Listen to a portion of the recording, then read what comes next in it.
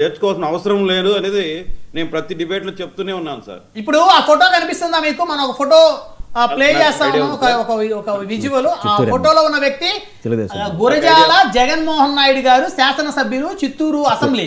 ఆ పక్కన ఉన్నటువంటి వ్యక్తి రూపేష్, జనసేన పార్టీకి చెందినటువంటి బలమైన కార్యకర్త. 100 సభ్యత్వాలు కూడా ఆయన నమోదు చేశాడని చెప్పి స్థానికంగా కూడా చెప్తా ఉన్న పరిస్థితి ఉంది. సో ఎందుకు అలా చేశారు?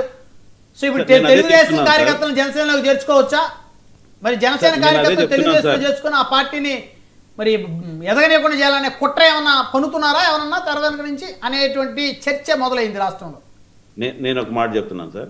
గతంలో కూడా మీరు నా డిబేట్లో అడిగారు చేరికల మీద మొదటి ఇప్పుడైతే అవసరం లేదనేది ఫస్ట్ వ్యతిరేకించేవాడు నేను సార్. దానివల్ల చాలా మంది ఎప్పటి నుంచో పార్టీ నమ్ముకునే కార్యకర్తలు అన్యాయానికి గురవుతున్నారు సార్. అది నేను పదే పదే చెప్తూనే ఉన్నాను. అసలు ఎందుకు సార్ 5 ఏళ్ళు కష్టపడి ప్రాణాలకు తెగించిన వాళ్ళు ఉన్నారు సార్ మన వెనకాల. ఇప్పుడు వచ్చేవాళ్ళు ఏం చేస్తారు మన కోసం? ఏదన్నా మీ దగ్గర ఏమన్నా ఉందేమో దోచుకోబోదాం అనుకుంటారు, లేదంటే మీకు ఏదన్నా సమస్యలు ఉంటే తీర్చుకుందాం అనుకుంటారు. అంతకు తప్ప ఇప్పుడు వచ్చేవాళ్ళ వల్ల ఉపయోగమే లేదు సార్. నేను ఎప్పటి నుంచో వ్యతిరేకిస్తూనే ఉన్నా. దీనివల్ల చాలా మంది మొదటి నుంచి వ్యతిరేకించింది వైసీపీ కార్యకర్తలు కూటమిలో నుంచి అయినా అవసరం లేదు, జనసేన నుంచి అవసరం లేదు, తెలుగుదేశం నుంచి ఇంకొకరు తీసుకోవాల్సిన అవసరం. అసలు ఇప్పుడు అది సందర్భమే కాదు ఈ చేరికలు అనేది. చేరికలు అనేది ఇప్పుడు మనకు సంపూర్ణమైన మెజారిటీ ఇచ్చారు ప్రజలు. 124 సీట్లు ఇచ్చారు. మన మీద పెద్ద బాధ్యత పెట్టారు. దాని మీద ఎమ్మెల్యేలు కావచ్చు ఎవరైనా సరే దాని మీద ఫోకస్ చేసుకుని ప్రజలకు మనం ఏం చేయాలో దాని మీద మనసు పెడితే సరిపోతుందని నేను ఎప్పటి నుంచి చెప్తున్నాను సార్. ఇది నా వ్యక్తిగత అభిప్రాయం. అట్ ది సేమ్ టైం రెండోది ఇప్పుడు చెప్తున్నా, ఏ వ్యక్తి ఏ రోజు ఏ పార్టీలో ఉంటాడో తెలియడం లేదు. ఒకప్పుడు పార్టీ మారాలంటే కన్న తల్లిని విడిపోయేలాగా బాధపడేవాళ్ళు. ఇప్పుడు తృణప్రాయం జరిగిపోతా ఉంది. అది అంటే అట్లే ఉంది. అక్కడ నుంచి ఇక్కడికి వస్తే ఏదో పెద్ద అందలం ఎక్కిస్తారనో, లేకపోతే ఇంకేదన్నా పెద్ద పెద్ద వర్కులు ఇస్తారనో ఈ రోజు ఈ వ్యూహాలతో పరిగెత్తున్నారు అటు ఇటు.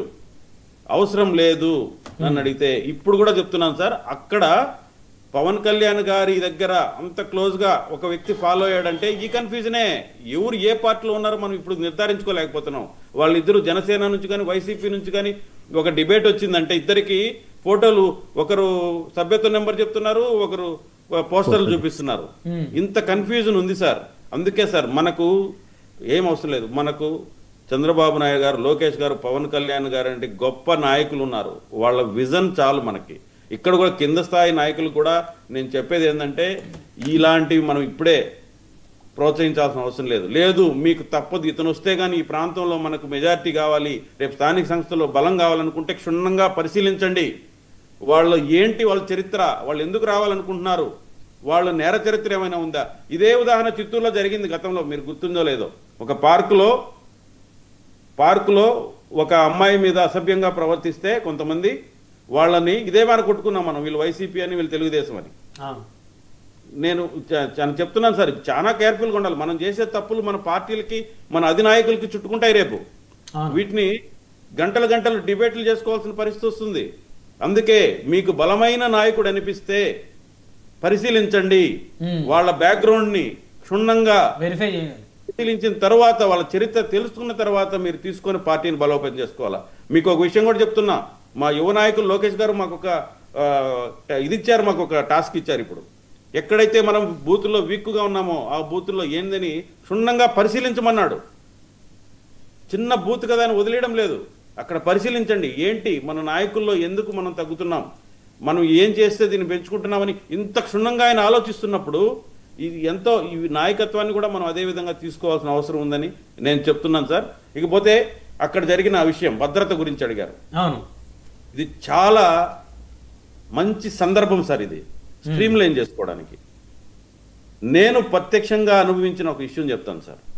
మా ముఖ్యమంత్రిగా చంద్రబాబు నాయుడు గారు మా జిల్లా పర్యటనకు వస్తే నాకు ముందు రోజు ప్రోటోకాల్ అధికారి ఫోన్ చేసి, సార్ మీది పలానా లిస్టులో ఉంది, మీ పాస్ పలానా దగ్గర ఉంది, కలెక్ట్ చేసుకోండి, మీ కారు పలానా దగ్గర పెట్టుకోండి, మీరు టైం కంటే ముందు రండి అని ఇన్ని ఇన్స్ట్రక్షన్స్ ఇచ్చాడు సార్ ప్రోటోకాల్ అధికారి. అంటే పాస్ జారీ చేయడంలో ఎంత క్షుణ్ణంగా వాళ్ళు ఉన్నారు. అదే నెక్స్ట్ డే నేను పోయడానికి బయలుదేరితే లిస్టులో ఒకటి రిలీజ్ చేసి ఆ లిస్టులో నా పేరు లేదు. అయ్యో, అంటే ఒక అధికారి ఇష్యూ చేసిన కలెక్టర్ స్థాయి అధికారి పేరుతో ఇష్యూ చేసిన ఒక పేరులో ముందు రోజు అధికారి ఫోన్ చేసి ఇది మీ షెడ్యూల్ అని చెప్తే దీని ప్రకారం మీరు నడుచుకోవాలి. అంటే ఒకటి చెప్తాను సార్, ఇక్కడే ఏంటంటే అధికారులకి ఒక అవగాహన ఉంటుంది ఇది రావాలి అని, దాన్ని ఓవర్లుక్ చేసేదానికి కొంతమంది ఉంటారు. ఓకే సార్ నా దగ్గర ఇంతమంది ఉన్నారు, వీళ్ళు రావాల్సిందే కాబట్టి అడ్జస్ట్ చేయాలి, మేము 40 మంది కంటే ఎక్కువ పంపలేమని వాళ్ళ రెస్ట్రిక్షన్స్ ఉంటాయి. ఈ డిబేట్లో ఎవరైతే మనకి సరే వీడు నోరు తెరవడు, వీడు మాట్లాడు అనుకునే వాళ్ళని కొంతమంది లేపేస్తారు. లేపేసి వాళ్ళకి కావాల్సిన వాళ్ళని వాళ్ళ ప్రయారిటీ లిస్ట్లో కొంతమంది పిలుచుకోబోతున్నారు. అంటే నేను ఎందుకు చెప్తున్నానంటే ఈ గందరగోళం మధ్య ఇలాంటి మిస్యూజెస్ జరుగుతాయి. అతను వచ్చి ఏం చేస్తాడనే తర్వాత విషయం, ఫస్ట్ ఎక్కడ బ్రీచ్ అవుతుందంటే ఇక్కడే. సో మనకు ఎంతో మంది నిపుణులైన అధికారులు ఉన్నారు, మంచి తెలివితేటలున్న అధికారులు ఉన్నారు. అదే విధంగా పార్టీ నాయకత్వం కూడా మనం వాళ్ళకి సహకరించి ఒకరికొకరు సహకరించుకొని ఒక బాధ్యతగా, ఎందుకంటే సార్ మనం నమ్మి వస్తారు సార్ మన నాయకులు మన ఏరియాకి. పవన్ కళ్యాణ్ గారికి ఏం తెలుస్తుంది ఇంత పెద్ద భద్రత మధ్య ఇంతమంది ఫిల్టర్ జరిగిన తర్వాత కదా ఆయన మన దగ్గరికి వస్తారు. కాబట్టి నేను అదే చెప్తున్నాను సార్, ఇది చిన్న విషయంగా తీసుకోకుండా ప్రతి విషయంలో ఇప్పుడు మా నాయకులు ఉన్నారు, ఆ రోజు కలవలేకపోయినాం, సరే అక్కడికి సీఎంఓకి వెళ్దాలనుకుని అడిగితే పర్మిషన్ 5 నిమిషాలు ఇచ్చారు పర్మిషన్. సార్ పోయి కలిసి వచ్చాం, మా బాధ చెప్పుకున్నాం. ఇక్కడ ఏమవుతుందంటే ఈ ఉత్సాహంలో మనము ఎక్కడైతే మన నాయకుల యొక్క భద్రత గాలికి వదిలేస్తున్నాం. కాబట్టి ఇది ఒక బాధ్యతాయుతమైన డిబేట్ గానే తీసుకున్నా నేను, ఏదో నేను పార్టీల మధ్య గొడవ పెట్టుకొని కొట్టుకుందాం. ఇది చాలా రాబోయే రోజులు చాలా కఠినంగా చేయాలి సార్. ఎందుకంటే నిజంగా ఊరికే యుద్ధం చేయలేదు. ఈ యుద్ధం ఎంతవరకు వెళ్ళిపోయిందంటే మా కార్యకర్తలు వ్యక్తిగతంగా తీసుకునేసాం మేమంతా. ఈ మా నాయకులు ఎలాగైనా గద్దె మీద కూర్చోబెట్టుకోవాలి అనే కక్షలు ఎంతవరకు వెళ్ళిపోయాం మేము. సో తెలీదు. ఇప్పుడు మనకు సార్ చెప్పినట్టుగా మన పురుషోత్తం రెడ్డి గారు చెప్పినట్టుగా ఏదో ప్రాణహాని కలిగించాలని అనుకోవడం లేదు అంటే మనం చెప్పలేం సార్ ఎవరి ఇంటెన్షన్స్ ఎలా ఉన్నాయో. ఇప్పుడు అందరూ ఆలోచన విధానం అందరూ ఒకే రకంగా ఆలోచించారు కదా. కొంతమంది కట్టుకోసకులు ఉంటారు, కొంతమంది సున్నితంగా ఉంటారు, కొంతమంది రకరకాలుగా ఆలోచిస్తారు.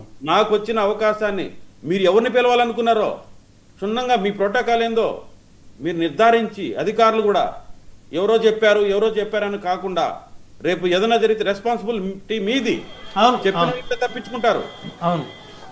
కాబట్టి మా నాయకుల భద్రతను కాపాడాల్సింది అధికారులు. కాబట్టి ఈ ల్యాప్సెస్ అంతా కూడా వాళ్ళు క్షుణ్ణంగా పరిశీలించి